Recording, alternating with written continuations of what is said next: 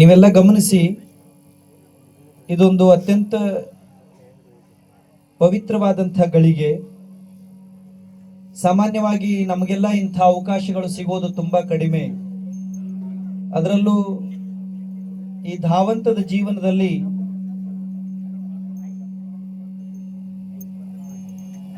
ಇಂದಿನ ದಿನಮಾನದಲ್ಲಿ ನಾವೆಲ್ಲ ನಮ್ಮ ವ್ಯವಹಾರ, ನಮ್ಮ ಜೀವನ, ನಮ್ಮ ಲಾಭ, ನಮ್ಮ ನಷ್ಟ ಅದರಲ್ಲೇ ಪೂರ್ಣ ನಾವು ತೊಡಗಿರೋ ಕಾಲದಲ್ಲಿ ಮನಸ್ಸನ್ನ ಪವಿತ್ರಗೊಳಿಸುವಂತ ಒಂದು ಭಕ್ತಿ ಭಾವವನ್ನ ಸ್ಫುರಿಸಿ ನಮ್ಮ ತನವನ್ನ ನಮಗೆ ಪರಿಚಯ ಮಾಡಿಸುವಂಥ, ಭಗವಂತನ ಮೇಲೆ ನಿಷ್ಠೆ ಮೂಡಿಸುವಂಥ ಮತ್ತು ಮಾನವೀಯ ಸಂಬಂಧಗಳನ್ನು ಪ್ರತಿಷ್ಠಾಪನೆ ಮಾಡುವಂಥ ಕಾರ್ಯಕ್ರಮಗಳು ತುಂಬಾ ಕಡಿಮೆ ಆಗ್ತಾ ಇದೆ.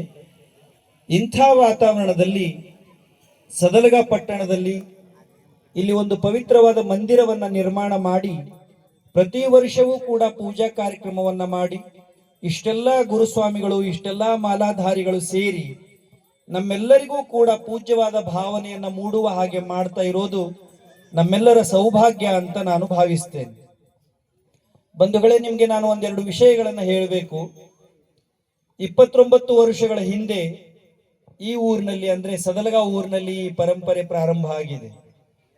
ರವಿ ಗುರುಸ್ವಾಮಿಗಳು ಅದೇ ತಾನೇ ಕಾಲೇಜಿನ ವಿದ್ಯಾಭ್ಯಾಸವನ್ನ ಮುಗಿಸಿ ಇನ್ನೇನು ವ್ಯಾವಹಾರಿಕ ಜೀವನಕ್ಕೆ ಪ್ರವೇಶ ಮಾಡಬೇಕು, ಗೃಹಸ್ಥ ಜೀವನಕ್ಕೆ ಪ್ರವೇಶ ಮಾಡಬೇಕು ಅನ್ನೋ ಕಾಲಕ್ಕೆ ಚಿಕ್ಕೋಡಿ ಪಟ್ಟಣದಲ್ಲಿ ಸುಮಾರು 36 ವರ್ಷಗಳಿಂದ ಮಣಿಕಂಠನ ಸೇವೆಯನ್ನ ಮಾಡುವಂತ ಮತ್ತು ಈ ಭಾಗ ಬೆಳಗಾವಿ ಭಾಗದ ಅತ್ಯಂತ ಹಿರಿಯ ಗುರುಗಳಾದಂಥ ಗಣಪತಿ ಗುರುಗಳಿಂದ ಮಾಲಾಧಾರಣೆಯನ್ನ ಮಾಡಿ ಸದಲಗ ಗ್ರಾಮದಲ್ಲಿ ಮೊಟ್ಟ ಮೊದಲ ಬಾರಿಗೆ ಒಂದು ತಗಡಿನ ಶೆಡ್ಡಿನಲ್ಲಿ ಪ್ರಾರಂಭ ಆದಂತ ಈ ಪೂಜೆ 2.25 ದಶಕಗಳಲ್ಲಿ, ಅಂದ್ರೆ 29 ವರ್ಷಗಳಲ್ಲಿ ಇಂಥ ಭವ್ಯವಾದ ಮಂದಿರದಲ್ಲಿ, ಸುಂದರವಾದ ಮಂಟಪದಲ್ಲಿ ನಾವೆಲ್ಲ ಸೇರೋ ಹಾಗೆ ಮಾಡಿದೆ. ಅಂದ್ರೆ ಸ್ವಾಮಿಯ ಕೃಪೆಗೆ ಎಷ್ಟು ಶಕ್ತಿ ಇದೆ ಅನ್ನೋದಕ್ಕೆ ಈ ಕಾರ್ಯಕ್ರಮವೇ ಸಾಕ್ಷಿ. ಈಗ ತಾನೇ ನಾನು ಹೇಳಿದ ಹಾಗೆ ನಮ್ಮ ಮುಂದೆ ಸ್ವತಃ ಶಬರಿಮಲೆ ವಾತಾವರಣನೇ ನಿರ್ಮಾಣ ಆಗಿದೆ.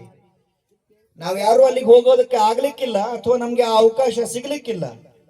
ಆದ್ರೆ ಈ ಊರಿನಲ್ಲಿ ಊರಿನ ಎಲ್ಲಾ ಹಿರಿಯರ ಸಹಕಾರದಿಂದ, ವಿಶೇಷವಾಗಿ ಅರಣ್ಯ ಸಿದ್ದೇಶ್ವರ ಮಂದಿರದ ಸಮಾಜದ ವತಿಯಿಂದ ನೀಡಿದ ಈ ಜಾಗೆಯಲ್ಲಿ ಯಾರ್ಯಾರೋ ನೂರಾರು ದಾನಿಗಳು ಮಾಡಿರುವಂತಹ ದಾನದ ಸಹಾಯದಿಂದ, ಸಹಕಾರದಿಂದ ಇಲ್ಲಿ ಎಂಥ ಒಂದು ಪವಿತ್ರವಾದ ಮಂದಿರ ನಿರ್ಮಾಣ ಆಗಿದೆ ಅಂದ್ರೆ ನಮಗೆ, ಆಸ್ತಿಕ ಬಂಧುಗಳಿಗೆ, ಭಕ್ತ ಬಂಧುಗಳಿಗೆ ಶಬರಿಮಲೆಯಲ್ಲಿ ಇರುವಂತಹ ಮಣಿಕಂಠನನ್ನ ಸದಲಗಾದಲ್ಲಿ ಕಣ್ಣು ತುಂಬಿಕೊಳ್ಳುವಂತಹ ವಾತಾವರಣ ನಿರ್ಮಾಣ ಆಗಿರೋದ್ರಿಂದ ನಾವೆಲ್ಲ ಭಕ್ತ ಬಂಧುಗಳು ನಿಜವಾಗಿಯೂ ಈ ಮಣಿಕಂಠನ ಸ್ವಾಮಿಯ ಪೂಜಾ ಸಮಿತಿಯವರಿಗೆ ಅತ್ಯಂತ ಅಭಿನಂದನೆಗಳನ್ನ ಸಮರ್ಪಣೆ ಮಾಡಬೇಕು. ನಾನು ಯಾಕೆ ಈ ಮಾತನ್ನು ಹೇಳ್ತಾ ಇದ್ದೇನೆ ಅಂದ್ರೆ ಇವತ್ತಿನ ಸಾಮಾಜಿಕ ವಾತಾವರಣ ಹೇಗಿದೆ ಅನ್ನೋದು ನಮ್ಮೆಲ್ಲರಿಗೂ ಗೊತ್ತಿದೆ. ದಿನೇ ದಿನೇ ಸಮಾಜ ಅತ್ಯಂತ ಕೆಟ್ಟ ವಾತಾವರಣಕ್ಕೆ ಸಾಕ್ಷಿ ಆಗ್ತಾ ಇದೆ. ಎಲ್ಲಿ ನೋಡಿದ್ರು, ಅದು ಹಳ್ಳಿ ಇರ್ಲಿ, ಪಟ್ಟಣ ಇರ್ಲಿ, ಕಡಿಮೆ ಜನ ಇರೋ ಜಾಗ ಇರ್ಲಿ, ಹೆಚ್ಚಿಗೆ ಜನ ಇರೋ ಜಾಗ ಇರ್ಲಿ, ಎಲ್ಲಿ ನೋಡಿದ್ರು ಮೋಸ, ಎಲ್ಲಿ ನೋಡಿದ್ರು ಅನ್ಯಾಯ, ಎಲ್ಲಿ ನೋಡಿದ್ರು ಕೆಟ್ಟ ಕೆಟ್ಟ ಕೆಲಸಗಳೇ ಹೆಚ್ಚಾಗ್ತಾ ಇದೆ. ಮತ್ತು ದುರ್ದೈವ ಅಂದ್ರೆ ಕೆಟ್ಟ ಕೆಲಸ ಮಾಡೋರಿಗೆ ಸಪೋರ್ಟ್ ಮಾಡೋರ ಸಂಖ್ಯೆ ಹೆಚ್ಚಾಗ್ತಾ ಇದೆ. 100ಕ್ಕೆ 100 ಸಮಾಜ ಅಂದ ಮೇಲೆ ಕೆಟ್ಟವರು, ಕೆಟ್ಟ ಕೆಲಸ ಮಾಡೋರು ಇರ್ಲಿ. ಆದ್ರೆ ಕೊನೆ ಪಕ್ಷ ತಿಳಿದವರಾದ್ರೂ ಕೆಟ್ಟವರಿಗೆ ಸಪೋರ್ಟ್ ಮಾಡೋದನ್ನ ನಿಲ್ಲಿಸ್ಬೇಕಲ್ಲ. ನೀವು ಬೇಕಾದ್ರೆ ಮೊಬೈಲ್ ಓಪನ್ ಮಾಡಿ ನೋಡಿ, ಒಂದು 100 ಸ್ಟೇಟಸ್ ಒಳಗಡೆ 50-60 ಸ್ಟೇಟಸ್ ಎಲ್ಲ ಕೊಲೆ, ಸುಲುಗೆ, ಮೋಸ ಮಾಡಿದ್ದು, ಅನ್ಯಾಯ ಮಾಡಿದ್ದು ಬರ್ತದೆ. ನ್ಯೂಸ್ ಪೇಪರ್ ಓಪನ್ ಮಾಡಿ ನೋಡಿ, 50 ಸುದ್ದಿ ಇದ್ರೆ ಅರ್ಧಕ್ಕರ್ಧ ಸುದ್ದಿ ಕೊಲೆ ಮಾಡಿದ್ದು, ದರೋಡೆ ಮಾಡಿದ್ದು, ಲೂಟಿ ಮಾಡಿದ್ದು, ಅನ್ಯಾಯ ಮಾಡಿದ್ದು, ಅತ್ಯಾಚಾರ ಮಾಡಿದ್ದು, ದೇವಸ್ಥಾನದಲ್ಲಿ ತುಡುಗು ಮಾಡಿದ್ದು, ತಂದೆ ತಾಯಿನ ಹೊಡೆದಿದ್ದು, ವಯಸ್ಸಾದವ್ರನ್ನ ವೃದ್ಧಾಶ್ರಮಕ್ಕೆ ಬಿಟ್ಟು ಬಂದಿದ್ದು, ಅಣ್ಣ ತಮ್ಮ ಬಡದಾಡಿದ್ದು, ಮೋಸ ಮಾಡಿದ್ದು, ಇಂಥವು ಯಾಕೆ ಸುದ್ದಿ ಬರ್ತಾ ಇದಾವೆ? ಟಿವಿ ಆನ್ ಮಾಡಿದ್ರಂತೂ ಮನೆ ಹಾಳು ಸುದ್ದಿ, ಬರೀ ಜಗಳ, ಬರೀ ಮೋಸ, ಬರೀ ಅನ್ಯಾಯ. ಇದೆಲ್ಲ ಯಾಕೆ ದಿನೇ ದಿನೇ ಬೆಳೀತಾ ಇದೆ ಅಂದ್ರೆ, ವಿದ್ಯಾವಂತರಾದವರು, ತಿಳಿದವರು, ಅನುಕೂಲಸ್ಥರು ಇಂಥ ಧಾರ್ಮಿಕ ಸಂಗತಿಗಳಿಂದ ದೂರ ಸರಿತಾ ಇರೋದ್ರಿಂದ. ಇವತ್ತು ಬಹಳ ಮನೆಗಳಲ್ಲಿ ಪೂಜೆ ಪುನಸ್ಕಾರಗಳನ್ನ ಯಾರು ಇಷ್ಟಪಡಲ್ಲ. ಗುಡಿ ಗುಂಡಾರಕ್ಕೆ ಹೋಗ್ಬೇಕು, ದೇವ್ರ ಪೂಜೆ ಮಾಡಬೇಕು, ಉತ್ಸವ ಜಾತ್ರೆ ಮಾಡಬೇಕು ಅಂದ್ರೆ ಬಹಳ ಜನಕ್ಕೆ ಆಸಕ್ತಿ ಇಲ್ಲ. ನೀವೇ ಬೇಕಾದ್ರೆ ಪ್ರಯೋಗ ಮಾಡಿ ನೋಡಿ. ನಿಮ್ಮ ಊರೊಳಗಡೆ ಇರೋ ದೇವಾಲಯಕ್ಕೆ ಹೋಗಿ ನೋಡಿ. ಎಲ್ಲಾ ದೇವಾಲಯಗಳಲ್ಲಿ ಜಾಡಗಟ್ಟಿದೆ, ಧೂಳು ತುಂಬಿರ್ತದೆ, ಕಸ ಮುಸುರಿ ಬಿದ್ದಿರ್ತದೆ. ಅದೇ ಬಸ್ ಸ್ಟ್ಯಾಂಡಿಗೆ ಹೋಗಿ ನೋಡಿ, ಸರ್ಕಲ್ಗೆ ಹೋಗಿ ನೋಡಿ, ಈ ಫಾಸ್ಟ್ ಫುಡ್ ಮಾರೋ ಅಂಗಡಿ ಮುಂದೆ ಹೋಗಿ ನೋಡಿ, ವಡಾ ಪಾವ್ ಮಾಡೋ ಅಂಗಡಿ ಮುಂದೆ ಹೋಗಿ ನೋಡಿ, ಜನ ಜಂಗುಳಿ ಹೆಚ್ಚಾಗ್ತಾ ಇದೆ.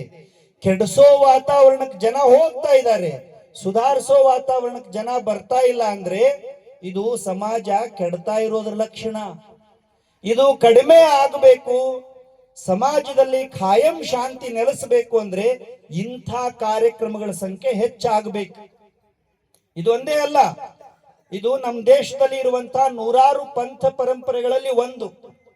ನಮ್ಮ ದೇಶ ಏನು ಉತ್ತರದ ಹಿಮಾಲಯದಿಂದ ದಕ್ಷಿಣದ ಕನ್ಯಾಕುಮಾರಿ ಮಠ ಇದೆ. ನಮ್ಮ ದೇಶದ ಎಲ್ಲಾ ಭಾಗದಲ್ಲೂ ಧಾರ್ಮಿಕ ಆಚರಣೆಗಳು, ಪಂಥ ಪರಂಪರೆಗಳು, ಪದ್ಧತಿಗಳು ಇದೆ. ಒಂದೊಂದು ಪದ್ಧತಿಯೊಳಗೂ ಒಂದೊಂದು ವಿಶೇಷ ಇದೆ. ಈಗ ನೋಡಿ, ಇದು ಶಬರಿಮಲೆ ಪರಂಪರೆ ಇದೆಯಲ್ಲ, ಇವರೇನು ಇಲ್ಲಿ ಮಾಲಾಧಾರಿಗಳಿದಾರಲ್ಲ, ಇವರೇನು ಒಂದಿನ ಎರಡು ದಿನ ಮಾಡಿ ಹಿಂಗ್ ತಯಾರಿ ಆದವರಲ್ಲ. ಇದ್ರ ಹಿಂದೆ ದೊಡ್ಡ ತಪಸ್ಸಿದೆ.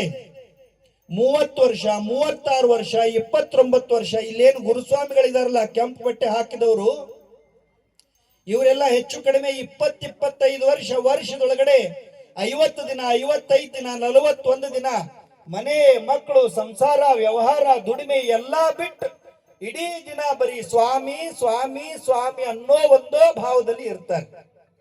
ಈಗೇನು ಇಲ್ಲಿ ಮಾಲಾಧಾರಿಗಳಿದಾರಲ್ಲ, ಇವ್ರಿಗೇನ್ ಮಾಡೋದ ಕೆಲಸ ಇಲ್ಲ, ಮನ್ಯಾಗ ವ್ಯವಹಾರ ಇಲ್ಲ, ಸಂಬಂಧ ಇಲ್ಲ ಅಂತಲ್ಲ.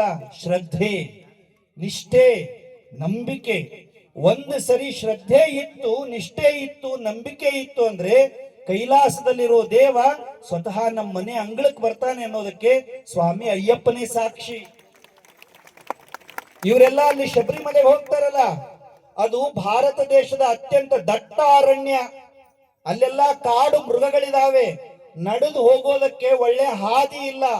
ಎಲ್ಲಿ ನೋಡಿದ್ರು ಕಲ್ಲು, ಎಲ್ಲಿ ನೋಡಿದ್ರು ಮುಳ್ಳು ಅಂತ ದುರ್ಗಮ ಹಾದಿಯೊಳಗಡೆ ಒಬ್ಬರೇ ಒಬ್ಬ ಮಾಲಾಧಾರಿಗೆ ಏನೂ ಅಡಚಣೆ ಆಗಲಾರದೆ ಗಿರಿ ಮುಟ್ಟಿ ಸ್ವಾಮಿ ನೋಡಿ ಬರ್ತಾರೆ ಅಂದ್ರೆ ಇದಕ್ಕೆ ಶುದ್ಧ ಭಕ್ತಿನೇ ಸಾಕ್ಷಿ. ಭಾವ ಶುದ್ಧ ಇತ್ತು ಅಂದ್ರೆ, ಲಕ್ಷ್ಯ ಕೊಟ್ಟು ಕೇಳಿಸ್ಕೊಳ್ಳಿ, ಭಾವ ಶುದ್ಧಿ ಇತ್ತು ಅಂದ್ರೆ, ಹೃದಯ ಶುದ್ಧಿ ಇತ್ತು ಅಂದ್ರೆ, ಮನಸ್ಸು ಸ್ವಚ್ಛ ಇತ್ತು ಅಂದ್ರೆ ನಾವು ಮಾಡೋ ಎಲ್ಲಾ ಕೆಲಸದೊಳಗಡೆ ಯಶಸ್ಸು ಸಿಗುತ್ತೆ. ಭಾವ ಶುದ್ಧಿ ಇಲ್ಲ ಅಂದ್ರೆ, ಮನಸ್ಸು ಶುದ್ಧಿ ಇಲ್ಲ ಅಂದ್ರೆ ನಾವು ಮಾಡೋ ಯಾವ ಕೆಲಸದಲ್ಲೂ ಯಶಸ್ಸು ಸಿಗೋದಿಲ್ಲ. ನಮಗ್ ಖುಷಿ ಸಿಗಬಹುದು, ನಮಗ ಆನಂದ ಸಿಗಬಹುದು, ಆದ್ರೆ ಅಂತಿಮವಾಗಿ ತೃಪ್ತಿ, ಸಮಾಧಾನ, ಭಗವಂತನ ಕೃಪೆ ಸಿಗಬೇಕು ಅಂದ್ರೆ ನಮ್ಮ ಮನಸ್ಸು ಶುದ್ಧಿ ಆಗಬೇಕು. ಅಂಥ ಮನಸ್ಸನ್ನ ಶುದ್ಧಿ ಮಾಡೋ ಕಾರ್ಯಕ್ರಮಕ್ಕೆ ಧಾರ್ಮಿಕ ಕಾರ್ಯಕ್ರಮ ಅಂತ ಕರೆಯೋದು. ಇದೊಂದು ಅತ್ಯಂತ ಪವಿತ್ರವಾದ ಧಾರ್ಮಿಕ ಕಾರ್ಯಕ್ರಮ. ಸದಲಗಾ ಪಟ್ಟಣದಲ್ಲಿ 29 ವರ್ಷಗಳಿಂದ ನಡೀತಾ ಇದೆ. ಪ್ರತಿ ವರ್ಷಕ್ಕೂ ಇದರದ ಸೊಬಗು, ಇದರದ ಸೌಂದರ್ಯ ಹೆಚ್ಚುತ್ತಾನೆ ಹೋಗ್ತಾ ಇದೆ. ನಾನು ರವಿ ಗುರುಸ್ವಾಮಿಗಳನ್ನ ಕೇಳಿದೆ, ಏನ್ ಮಾಡ್ತಾ ಇದ್ದೀರಿ, ಇಷ್ಟೆಲ್ಲ ಖರ್ಚು ವೆಚ್ಚ ನಡೀತದಲ್ಲ, ಹೆಂಗ್ ಸಂಭಾಳಿಸ್ತೀರಿ ಅಂತ ಕೇಳಿದೆ. ಅವ್ರು ಒಂದೇ ಮಾತು ಹೇಳಿದ್ರು, ನಮ್ಮ ಊರಿನಲ್ಲಿ, ಸುತ್ತಮುತ್ತ ಊರಿನಲ್ಲಿ ಸ್ವಾಮಿ ಕಾರ್ಯ ಮಾಡ್ತಾ ಇದ್ದೀವಿ ಅಂದ್ರೆ ಸಹಾಯ ಮಾಡೋದಕ್ಕೆ ನಾನ್ ಮುಂದು ತಾನ್ ಮುಂದು ಅಂತ ಜನ ಬರ್ತಾರೆ. ಈ ವರ್ಷ 2025ನೇ ವರ್ಷಕ್ಕೆ ಸುಮಾರು 5ರಿಂದ 6 ದಿನ ನಾವು ಮನೆ ಮನೆಗೆ ಹೋಗಿ ಸಹಾಯ ಕೇಳಿದ್ದಕ್ಕೆ ಸದಲಗಾ ಊರಿನ ಜನ ಎಷ್ಟು ಹೃದಯವಂತರು ಅಂದ್ರೆ 15 ಕ್ವಿಂಟಲ್ ಅಕ್ಕಿ ದಾಸೋಹ ಮಾಡಿದ್ದಾರೆ ಅಂತ ಅವ್ರು ಹೇಳಿದ್ರು. ಇದೇನು ಸಣ್ಣ ಮಾತಾ? ಅವರು ಸ್ವಾಮಿ ಕಾರ್ಯ ಮಾಡ್ತಾರೆ, ಊರವರೆಲ್ಲ ನಿಂತು ಸಪೋರ್ಟ್ ಮಾಡ್ತಾರೆ. ಹೀಗೆ ದೇವರಿಗಾಗಿ ದುಡಿಯೋರು, ಧರ್ಮಕ್ಕಾಗಿ ದುಡಿಯೋರು ಮತ್ತು ದೇವರು ಧರ್ಮಕ್ಕಾಗಿ ಸಹಾಯ ಸಹಕಾರ ಮಾಡೋರು ಎಲ್ಲಿವರೆಗೂ ಇರ್ತಾರೋ ಅಲ್ಲಿವರೆಗೂ ಧರ್ಮಕ್ಕೆ ಏನು ತೊಂದರೆ ಬರೋದಿಲ್ಲ.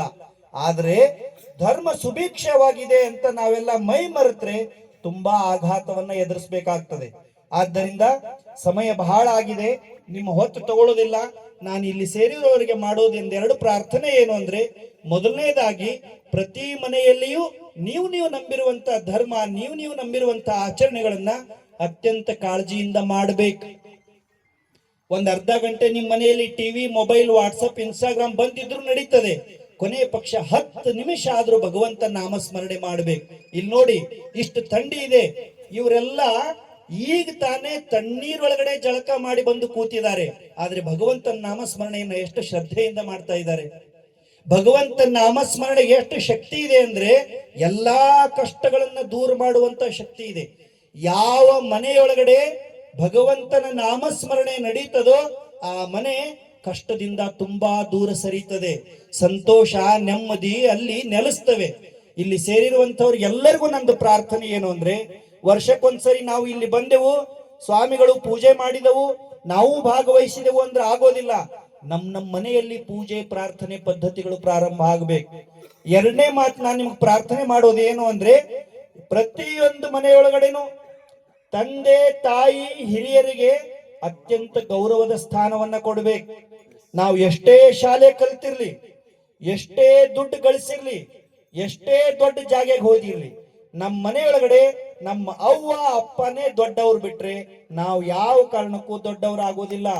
ಯಾವ ಮನೆಯೊಳಗಡೆ ತಾಯಿ, ತಂದೆ ಮತ್ತು ಹಿರಿಯರಿಗೆ ಗೌರವ ಸಿಗೋದಿಲ್ವೋ ಆ ಮನೆ ಎಷ್ಟೇ ದೊಡ್ಡದಿದ್ರು ಅದು ಅತ್ಯಂತ ದರಿದ್ರ ಜಾಗ ಜಗತ್ತಿನೊಳಗಡೆ. ಮತ್ತು ಯಾವ ಮನೆಯೊಳಗಡೆ ತಾಯಿ, ತಂದೆ, ಹಿರಿಯರು ನಗುನಗುತ್ತಾ ಖುಷಿಯಿಂದ ಇರ್ತಾರೋ ಆ ಮನೆ ಜಗತ್ತಿನ ಅತ್ಯಂತ ಪವಿತ್ರವಾದ ಜಾಗೆ.